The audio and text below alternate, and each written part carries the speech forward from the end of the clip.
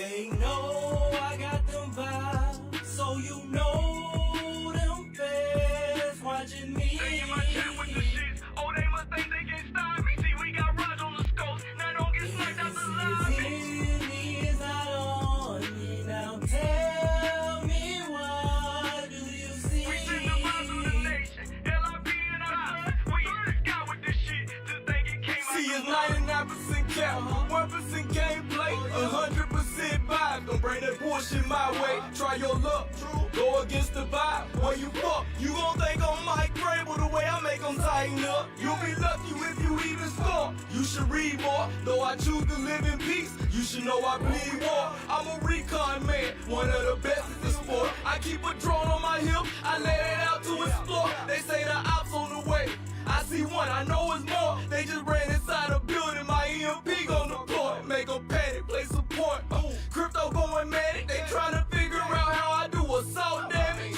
Real just mark the surroundings, I know they can't stand it. KT2 the GOAT. They don't understand it. I'm headed to the high grounds to get a overstanding. Now you from a distance, see your partners, they done left you stranded.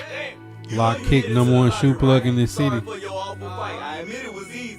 Get you some practice or you always die. I know you doing that ping thing. They gone, made it out of sniper range. Level 1 knockdown shield. It's been 7 minutes in the fucking game. I'm devoted. Hit you with the devotion, hear it wind up, quick motion. Now I'm headed with the wind to your partners, but I'm focused. See, GOAT just hit that beast on the hunt. Ghosts is ghosts, we reloaded, blow the EMP and we done. They know I got them vibes, so you know them fans watching me. They in my chat with the shits. Oh, they must think they can stop me. See, we got Raj on the scopes. Now don't get sniped out the lobby. Is not on me now. Tell me, what do you see? We send the vibes of the nation. LIB and our blood. We in the sky with this shit. Just think it came out the mud. TJ, Q, Statman. Drop them stickers in the chat. Let's get it. It's Saturday morning.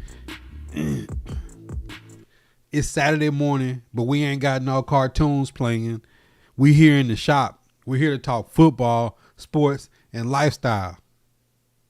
How y'all feel about that? I'm feeling kind of good about that. Not even gonna cap. Let's get the background music going. All right. 615, what's popping? Tighten up. Everybody in the chat, man. Hope everybody having a blessed day, man. God first in the chat. Last night I was going to come back with AFC East, but I had to get up at like 4 o'clock in the morning. So I said, there's no chance that happens, but we bike. You know what I'm saying? I'm a man of my word. We're going to show up and do AFC East. So before I start, we've done AFC South, NFC South. We're going to do AFC East today, NFC East tonight. Just off the top of your head, who you think had the best offseason? Dolphins, Patriots, Bills, Jets. Who y'all think in the AFC East had the best offseason before I get started? Because, you know, I have a different scale and metric. I have to weigh everything and put all the food in the gumbo pot before I tell y'all who made some good food or not. Q said the Jets.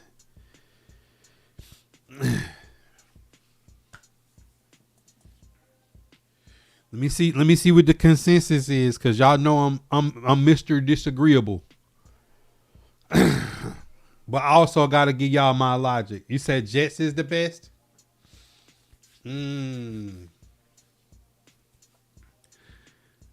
Y'all saying Jets. Let's get into mine then, because I don't got the Jets as the number one team. The first team I got with the worst offseason is the Dolphins. And let me tell you why. Dolphins was broke. I've been telling y'all the dam was going to break on the Dolphins. And y'all seen that Spotrac number that had the Dolphins like minus $100 million in cap space of players who are not on their roster that they're paying. Tua Tagovailoa is on the Falcons. Jalen Waddle is on the Broncos. Tyreek Hill is in Never Land. They lost Javon Holland. They lost Jalen Ramsey. They lost Christian Wilkins. They lost Raheem Mostert. They lost Jonnu Smith. Like, in the last 2 years, the number of really, really, really high-level players the Dolphins have lost it has started to take a toll. Got a new coach coming in, dealing with financial discrepancies. You go out, you got Malik Willis, Quinn Ewers, and Cam Miller are your 3 quarterbacks. I love Malik Willis. Great guy, great story. LaFleur did more with him than it could ever be done in Nashville. I think he's a solid bridge quarterback. But I also don't think Quinn Ewers is the quarterback of their future, nor is Cam Miller. So they're definitely in a position that's definitely awkward at the QB position. You know, if we saying who's got the worst quarterback in division, you got to start with the Miami Dolphins when you're talking about the quarterback room. And then they have a really good running back room, and Devin Achane and Ollie Gordon. I really like that they 1-2 punch. I think that's where their team has to start. That's the direction that they have to go in. They have to be a physical football team. The Dolphins tried it for forever being finesse. They can't do it. Now, let's see who they picked up. When we talk about looking at their roster, Malik Washington, Jalen Tolbert, Caleb Douglas. That does not scream great wide receiver core room for Malik Willis to have to throw the football to. When you talk about having Tyreek Hill, Jalen Waddle, and the wide receivers that we're used to being in Miami, right? They drafted a good one in Chris Bell, but Chris Bell won't be available to start off. You wanna I think they'll treat him how we treated Kevin Winston last year, which is slowly bring him along. Maybe middle of season he'll be able to get to 100% and get out there and really trust his body. Tutu Atwell, who's a burner, but I mean this wide receiver core, nothing jumps off the page and scares you, especially in that division with those defenses. All right, Greg Dosick, Will Kakmarak, Seydou Traore, and Ben Sims is your tight end room. Now, I love that they went Kalen Proctor. You got Aaron Brewer, who's a Pro Bowl center, former Tennessee Titan legend. Let's get to their defense, who lost a lot of really good players. Chop Robinson, Josh Uche on the edge with Jordan Phillips and Zach Seiler in the interior. We got Jordan Brooks, Tyrell Dodson, got some solid linebackers drafted, Jacob Rodriguez, and you got Ronnie Harrison Jr., former Crimson Tide legend, Willie Gay. At cornerback, they drafted Chris Johnson. You got former Tennessee Titan legend, who I said we should have retained for the price point, is Darrell Baker Jr. Another Titan legend, Lonnie Johnson Jr., is your starting free safety. Dante Trader Jr., Storm Duck, and Jason Marshall. Let me just be the first to say that whoever the new coach, I forget his name, of the Miami Dolphins, you got your work cut out, because you're gonna have you're gonna be starting from scratch. There's nothing of note on offense and defense. It's truly going to be coaching and trying to build a new culture, knowing that this year is pretty much gone with so much of the cap space being taken by players that are not in Miami. So let's make that one kind of easy and say that the Miami Dolphins are easily the worst offseason in division, because financially they were in such bad shape. Caden Proctor, I liked. Chris Johnson, y'all know how I felt about him. If you watched his tape, really great technique at corner. Jacob Rodriguez, there's nothing more to be said about what type of linebacker he was. Not elite athletically with speed, but just got a nose for football, a really good football player. But taking 2 Texas Tech players back-to-back, wide receiver Caleb Douglas, I just don't know. With what was on the board, I just don't know. Then you go tight end, wide receiver Chris Bell, which was a really good pick. I don't know how you take Caleb Douglas before Chris Bell anyways, but, you know, going a lot of this, Michael Taft, a guy that was on my board that I really like. Kevin Coleman Jr., I think, is a sleeper of a pick. They got some guys that could develop into some of the players that could really be a big core part of their 53 going forward, but they got their work cut out for them. DJ Campbell, another guard. I had him and Carmona on my board as late round guards. But far as just like off the board, off the page talent, the most talented person in the entire draft, I think, would be between Caden Proctor and Chris Bell if he gets back healthy. So definitely not looking to be good this year. But let's see if they can build the culture in Miami. Now let me get caught up on the chat before I go to the next team. No, I wouldn't say. I was saying like from least to best. B Walker, what a do, player. I had the Dolphins the worst, but now with the Vrabel stuff, Pat's the worst. We don't know what's going to come out of that. I know what's going to come out of that. If Mike Vrabel was on the Titans and had the Rossini stuff, the whole organization would be shut down. They had to sell the team. It's happening in New England. Now, let me ask you a question. What happened with Kraft and his sexcapade, clapping cheeks in the massage parlors? Absolutely nothing. What happened with Deflategate and throwing the phone in the river? Absolutely nothing. What's going to happen with Mike Vrabel and Diana Rossini? Because he's in New England, absolutely nothing. If he was in Nashville, all hell would break loose. Corey. All right. A lot of y'all said the Jets was y'all favorite team as far as the roster change and this year off season in the AFC East. I actually got the Jets number 2, and let me tell you why. I'm gonna say it real slow. Geno Smith, Brady Cook, Cade Klubnik. Listen, when you're in the division with Josh Allen and Drake May, Malik Willis and Geno Smith ain't exactly going to win you no games. And I think it's going to put Aaron Glenn on a super hot seat that he's going to be in the position that Pierce was in and then Gerard Mayo was in, that you just keeping the seat warm for the guy they really want to come in next year that they're going to hire to take over for that first overall pick that they're going to have, that they're going to trade for to get Arch Manning. So let's just call a spade that this is not set up for Aaron Glenn to compete in this division. He's going to hold the seat warm, and they're going to go get the offensive-minded coach to come in after he gets the defense kind of somewhat turned around, that they'll have an offensive-minded coach that'll come in and come in to coach Arch Manning in New York. Because I think that's what's going to happen. And let me tell you why. Did they have a good draft? They didn't have a choice but to have a good draft because they had so many first-round picks, 3 this year and 3 next year. But when we just overall look at where the Jets are at, I just explained to you the quarterback room. Really good bringing Breece Hall back. You got Braylon Allen. So you got a 1-2 punch.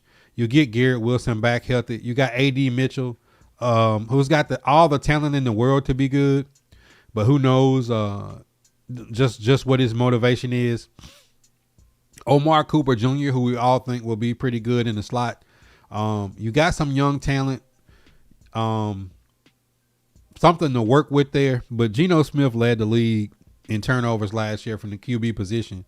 And with Brady Cook and Cade Klubnik right there, I just don't know if they got the structure for this offense to get going with Geno at the helm. Now, I will say, from the disaster that they had with Justin Fields and Tyrod Taylor to getting Geno Smith where the Raiders are paying the money for it, money moves that make sense, but it doesn't scream anything long-term because the investment in your quarterback is Cade Klubnik, who I think will get to play halfway through this season. I think even if they were playing competitive, I think the front office would shut it down and set it up for them to get the highest overall draft picks. I just honestly do. Now, I love their tight end room. Kenyon Sadiq, Mason Taylor, Jeremy Ruckert. I think they got a really good tight end room. Fashanu, Mimbu, Parham, Titman. Like they got a pretty good offensive line. And then drafting David Bailey, opposite of Will McDonald. Tavondre Sweat, Big T Sweat, Harrison Phillips, Darrell Jackson Jr., Mozzie Smith. They're gonna look pretty stout up front. I think Kiko Maui Noah, Demario Davis, the veteran at linebacker, Mike Walker. You got D'Angelo Pons. Is Pons gonna play outsider in the slot for them? His comp is his coach, Aaron Glenn, so we'll get to see what happens with that. I like their secondary Pons, Jarvis Brownlee Jr., Brandon Stevens, Mika Fitzpatrick, Andre Sisco, Malachi Moore, Nashawn Wright, a cornerback that I had my eyes on. I like the talent they have on defense, so that's why I kind of figure they'll let Aaron Glenn set the defensive table, because that's a lot of talent on defense that they have with a defensive-minded coach. But I think they're going to set the table and stack the deck to tank him into getting the coach they want next year and the quarterback that they want. All right, so let's look at their draft. Jets obviously had a good draft with having so many first-round picks this year and next year. David Bailey, which most people think is the best edge in this draft. 4.5 speed from an edge rusher, can really get after the quarterback. Kenyon Sadiq, the most athletic tight end in this draft.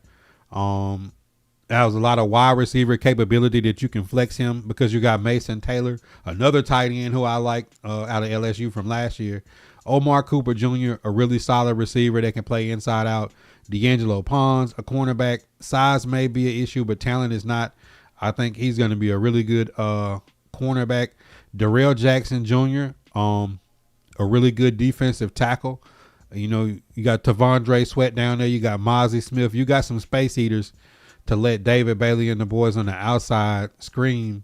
And then Cade Klubnik, similar to the Cardinals, take a guy who people were high on last year that had a bad year, that may be in a new system. If he gets to sit for half the season, may come in and show some may show some promise at the QB position. Then go guard Cooper from Miami, and then safety VJ Payne from Kansas State. And like I said, guys got 3 first-round draft picks next year. So I think organizationally, that's why I put the Jets as 2, even though they had a really good draft. It's just the point that I can see them letting Aaron Glenn get the defense together, but that offense with Geno Smith and Cade Klubnik, I just don't think that they're going to win a lot of games. I think they're going to compete in some games, but I think the front office will ultimately shut them down and get them ready for the pick next year to get that QB of the future.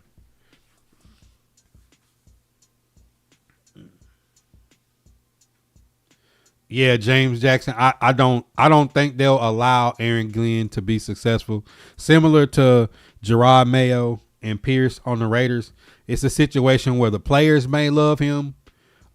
He may be, a Jets legend, but I think they'll put him in a position where, like, they'll be mad if he has a decent season.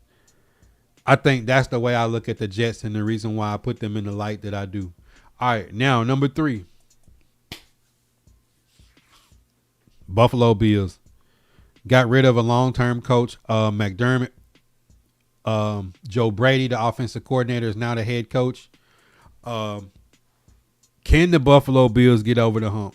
Now, let's see the moves that they made, because they definitely made some moves. Your 1-2 puncher, Josh Allen, James Cook, you can't get better. They brought in DJ Moore from Chicago. You have Shakir. You got Palmer. Keon Coleman is trying to be born again. You drafted Skylar Bell, right? Still got Dalton Kincaid, Dawson Knox, 2 really good tight ends. And their offensive line, bringing back Connor McGovern. And then they picked up Tennessee Titan legend Lloyd Cushenberry for backup at center. I don't think more needs to be said. I don't think talent is going to be the issue of whether Buffalo gets over the hurdle or not.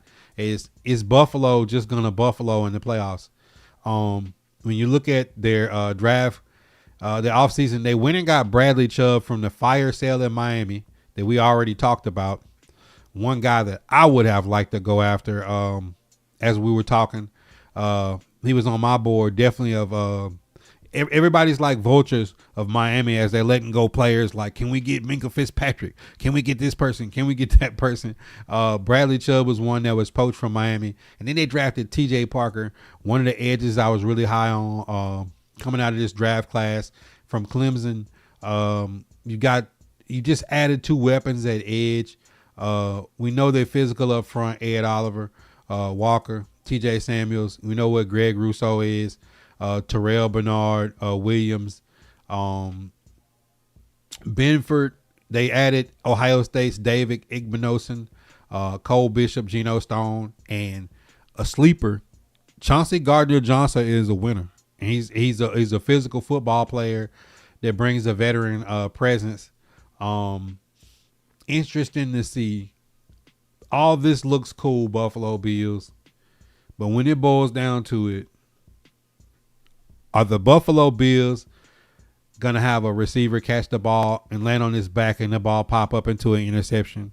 Is Josh Allen going to pump fake to throw the ball away and fumble the ball? Is James Cook going to have one of the best running back years in the NFL and fumble the ball in the playoffs? They literally fumbled it away every year. So I think Buffalo Bills is in between here. And I seen them add pieces to a team that were right there. The stars aligned for the Buffalo Bills last year. No Chiefs, no Ravens, no Bengals. Joe Burrow, Lamar Jackson, Patrick Mahomes is out of the way. And here y'all go. It's Bo Nix and Drake May jumped y'all. So Buffalo Bills added to a team that was already there. Let's just see if they can ever make their next step, or they're always going to be the Buffalo Bills. Kevin Zietler, stat man. It's an easy answer. She think the Bills might miss the playoffs. If they do, the biggest change in the offseason will be going from McDermott to Joe Brady. So let's see. Daniel, what up? All right, now the team who I think had the best offseason, not because of off the field issues with Mike Vrabel. The Patriots always seem to not get caught by the law. Let's say it. The reason why is we all know it's a foregone conclusion with what the Eagles have done. The A.J. Brown is going to be a New England Patriot, a team that just could not score in the Super Bowl. Let's look at what they're going to potentially add. So I'm going to add A.J. Brown to whatever they have. Obviously, you got Drake May back year 3. Ramondre Stevenson will be back healthy. Travion Henderson. They added Bama's Jam Miller. Romeo Doubs, one of the biggest free agent wide receiver acquisitions. Still got Pop Douglas, Kyle Williams, Keyshawn Boutte, Mac Hollins. But add A.J. Brown to that mix. Hunter Henry. You got Eli Raritan, tight end, one of the better tight ends in the draft. And then they added Lomu, one of the better tackles in the draft, because that's what they got smoked at in the Super Bowl, as well as Crownover. You bring in Milton Williams, Christian Barmore, Durden back, Harold Landry's back. You lose Caleb Von Chason, but you bring in Draymond Jones. He's a 10-sack guy. Robert Salane and Ellis still in the middle. Carlton Davis, Marcus Jones, Christian Gonzalez, Craig Woodson, and then you add in safety Kevin Byard, who led the league, Tennessee Titan legend in Chicago, and led the league in interceptions last year. So, you want to look to see, does a team get worse? You take the Patriots from last year, you give them a couple more players on defense, and you add A.J. Brown as well as Romeo Doubs. I just don't see how the New England Patriots are not the favorite in that division, unless Diana Rossini and Mike Vrabel have some. But it's the New England Patriots. New England Patriots never get in trouble when they do things wrong. If Robert Kraft didn't get in trouble, if Tom Brady didn't get in trouble, Mike Vrabel ain't get in trouble, they'll make an underhanded deal with the devil and nothing will happen. Let's look at their draft class. Lomu, one of the best tackles, him and Fanu coming out of Utah. Gabe Jackas, edge out of Illinois. That's going to add 2 Draymond Jones. It's going to add 2 Harold Landry. You got Eli Raritan out of Notre Dame, a really good tight end. Prunty, you got Crown over, another more depth at tackle. You add 2 tackles. They kind of telling you where they recognize their flaw. Linebacker out of TCU, quarterback out of Texas Tech. That's inconsequential. And Jam Miller, Alabama's #1 running back, to go behind Henderson and Ramondre Stevenson, a good all-purpose back. I just don't see how look at that division and say the Patriots and the Bills are gonna fight it out. But overall, if AJ Brown is the New England Patriot, I have to give the nod to the Patriots, saying they added AJ Brown and Romeo Doubs to that offense. I just don't see how the Patriots wouldn't be the favorite in the AFC East. Who will be the most improved team in this upcoming? I'm doing division by division. Stephen McClare, if you check my YouTube out, we're going back to show. I did the AFC South. I did the NFC South. Now we're on the AFC East. Y'all put y'all notifications on. When I go live tonight, we're going to do the NFC East, and then we're going to go to AFC North, NFC North, AFC West, then NFC West. Then when we're done, we'll say like, who do we expect? We do our predictions for each division winner and the Super Bowl for next year. The way too early, way too early. Farrar said Dolphins up. I don't know about that, Farrar. All of the players that the Dolphins are paying are not in Miami. They're not in Miami. How do I like what the Chargers did? We'll get to them last. That'll be the last one. So that's probably like around Monday or something that we'll get around. We're going to spread out the content. We're not going to try to pack it in. I feel like it'll be rushed and I won't have time to really sit and think about where I want to rank them and why I want to rank them. So Daniel, we'll get to the Chargers in order. So y'all make sure y'all follow my YouTube. Make sure y'all like, comment, share, throw any questions or anything. These are always compressed and thrown up on YouTube. Make sure y'all engaging with the content. We are now partnered on YouTube and monetized. We are affiliated on Twitch. We are still Facebook partner on in the home and the shop on Facebook, and we have the green check on Kick. We're not partnering on Kick, but we're still monetized. So that's every platform. I engage back. If you're on Twitter, if you're on whatever platform, social media platform you're on, I comment back. So y'all got any questions about the AFC East before we close the shop?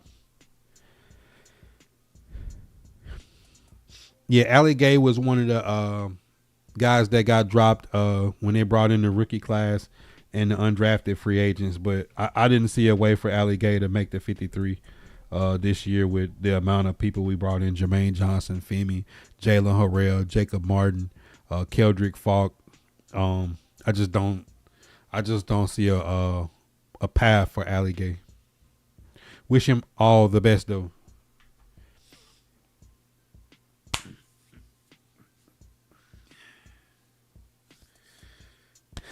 All right, make sure y'all engage with this on YouTube, man. God first in the chat. Y'all know what time it is. Hit that subscribe, like, comment, share. Tap into the daily uploads at 7 a.m. Central Standard Time. If you missed the live streams, you got picture in picture. And if I don't get to any questions during the live streams or the pods, drop them in the comments. I'll make it part of the weekly mailbag. If you're following on the blue, smash those reactions. I know you're an OG. Hit that like, comment, share, tap into the daily content that is the shop. If you're new to the shop, you definitely should be tapped in on the green. No ads, up to 50 emotes free for just being a follower. You do not have to be a supporter to unlock picture in picture, late night streams. Follow us on Kick. We also live on Twitch. Look out for the drops, as well as if you have Amazon Prime, it's free $99 to sub to the channel once a month. Don't let Jeff Bezos stick that money back in his pocket. If you don't use it on the shop, use it on another content creator that you like. I still call it Twitter, but follow us on X. We tweet back. Yo, if you missed the daily shop talks, make sure you tap in for the late night cap on the purple and the green. The Discord is always open. Outside of subs, donos, and cash apps, is also another way to support the content. That's by grabbing a trucker hat, a bandana, hoodies, the classic barbershop, Vibe Nation, right out of the official